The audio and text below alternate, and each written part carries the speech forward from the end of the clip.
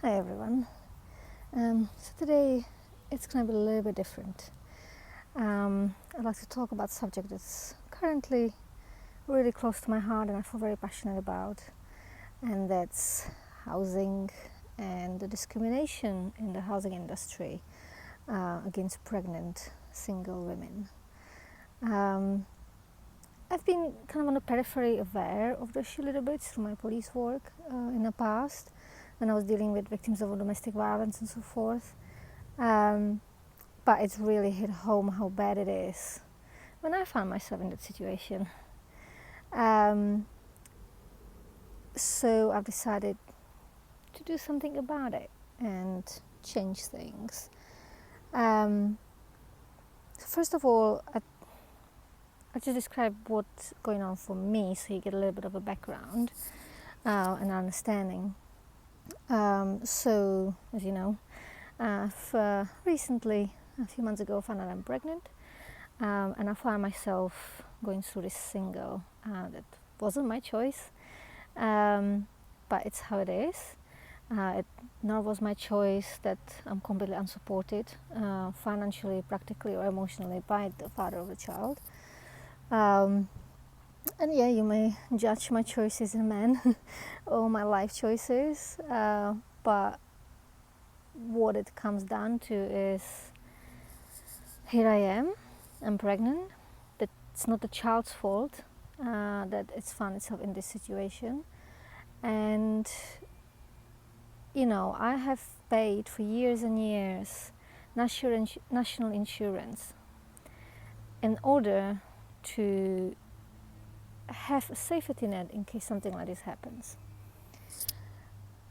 That's why it's called insurance. That's how insurance works. You pay in, and if something happens, they pay out.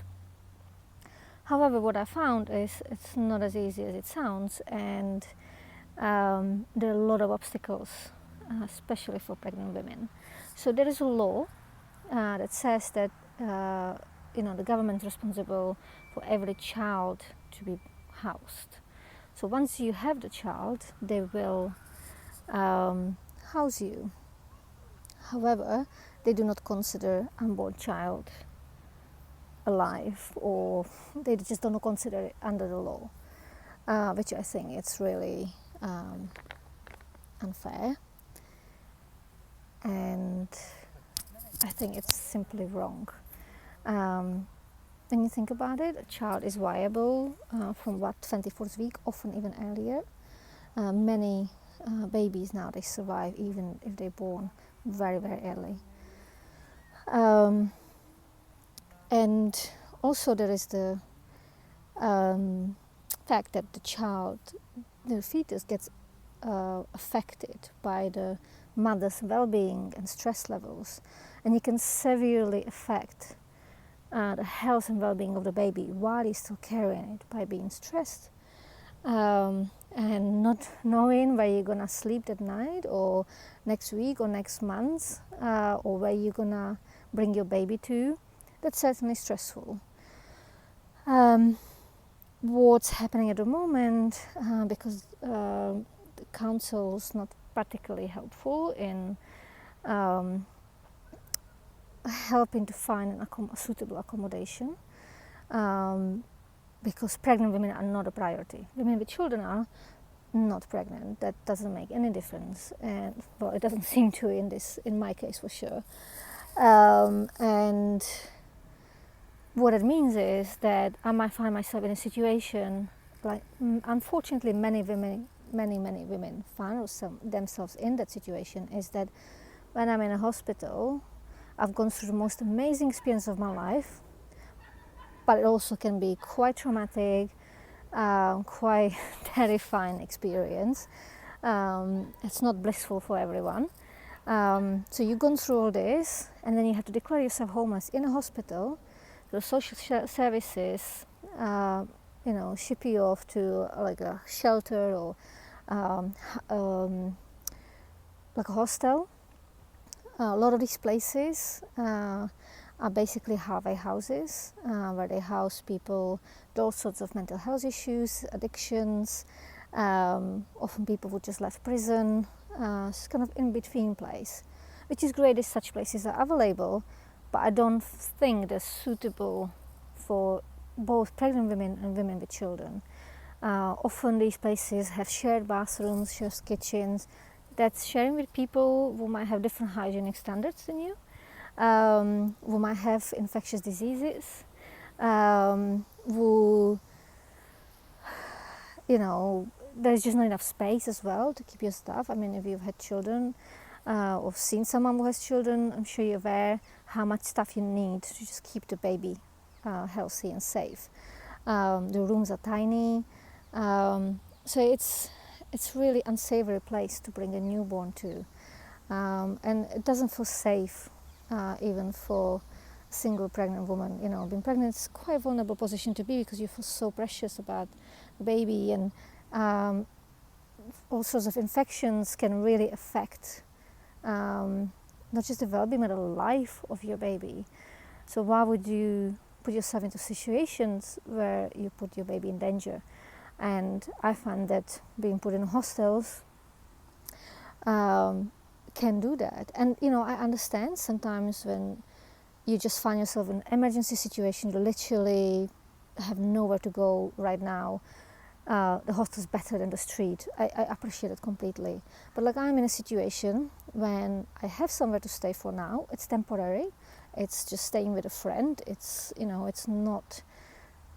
It's also quite small. It's not it's not suitable accommodation to bring a baby to, and I'm not able to anyway. I need to move out before my baby's born.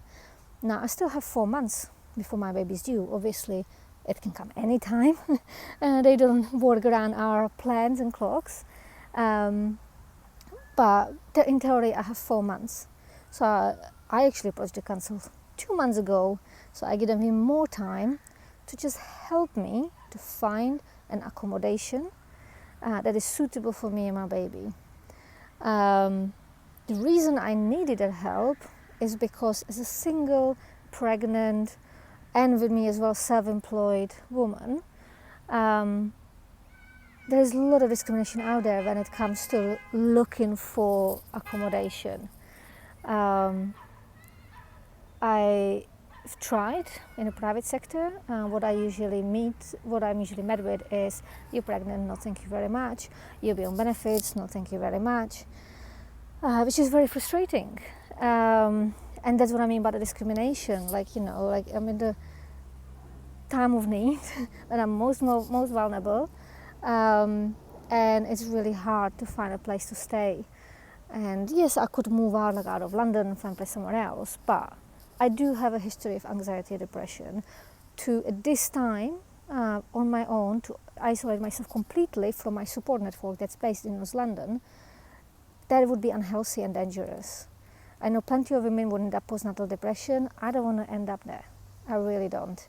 I need my people around me to support me, and I'm lucky enough to have those people. They just don't have big enough spaces to accommodate me. Otherwise, I know they would have. But I need those people to be able to check on me, to be able to help me, maybe do shopping for me if I'm ill or whatever. Just pop in at short notice. And to offer that emotional support that I will very likely need, because it's very tender time in the first few months after baby is born. So I'm unwilling to isolate myself and remove myself completely from the area and place of safety that I've known for 16 years. I've always lived in North London since I've been in England. And some of you might even say, well, why don't you go back home, meaning Czech Republic, where I'm from? 3 reasons. First, I've been here 16 years. I've been here all my adult life. This is my home. This is where I live. English feels like my first language. That's where I have all my support network, where I have all my friends. Second, I'm not Czech anymore. I've lost my Czech citizenship when I applied for the British one. So I am British and I'm not Czech. I don't have that option. I can't just turn up there saying, hey, have me back. Third, my baby is going to be mixed race. Unfortunately, my country hasn't moved on with the times just yet, and raising a mixed race child in Czech Republic would be very traumatic for the child and probably myself, and it's not something I'm willing to put my child through. It's going to be hard enough here, and there's no way I would put my child through that. So this is really the kind of brunt of the story, and it's I've tried finding accommodation for myself, and I find it difficult. Well, impossible actually, because I haven't found anything. Where I am at the moment is not suitable because it's short term, it's temporary, and there is not enough space for the baby and all the stuff I will need. I am reluctant to go into hostel accommodation, especially when I don't need it. I have somewhere to stay for now. I just need help from the council. I'm not expecting council house. I know there's housing crisis. That is what I'm asking for. I'm just asking for them, even if they just give me a list of landlords that will rent a place to someone who benefits, I'll go and do that search myself. I might need a little help with the first payment, but then I'll sort myself out. I'm not asking for much, and I have paid into the system to get the support I'm asking for right now. So that's kind of the brunt of it, and what made me realize how hard it is for people who have even less support than I do, who might not have the support network that I do, who might not have the education that I do, who might not be as articulate, who might not have help from other people. For example, I'm getting help from a friend's friend who is a housing officer. He's been amazing. I'm also getting help from the MP, David Lammy. He's MP for Haringey. He's been amazing as well. So he's been really trying to kind of get the council to kind of move things along. So I'm very, very grateful for that. But I do appreciate that not everyone would reach out. Not everyone would know where to reach out for. So there's plenty of other people who are even worse positioned than I am.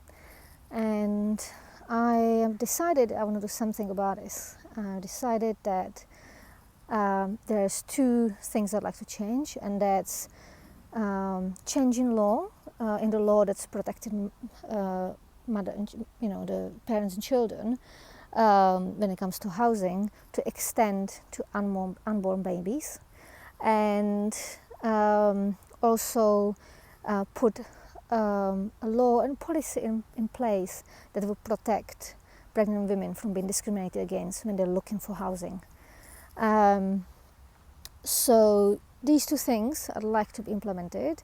I will be approaching obviously David Lammy about this, but I'd like to put together a team so we could take this actually seriously and perhaps put a petition together, do something about this. I will approach some charities as well that kind of work in this field, but I feel if you want something done, you've got to do it yourself.